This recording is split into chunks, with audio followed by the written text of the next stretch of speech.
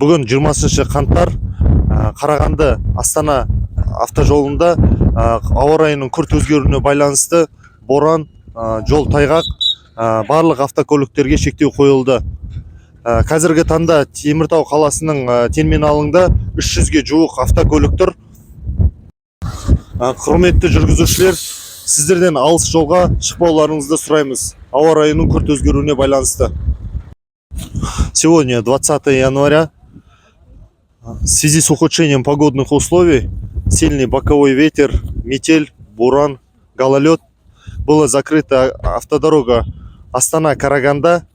На данный момент на терминале города Темиртау стоят около 300 автомашин. На автодороге Астана-Караганда имеются местами переметы. Сотрудниками полиции оказывают помощь водителям. Уважаемые водители, в связи с ухудшением погодных условий просим воздержаться от дальних поездок.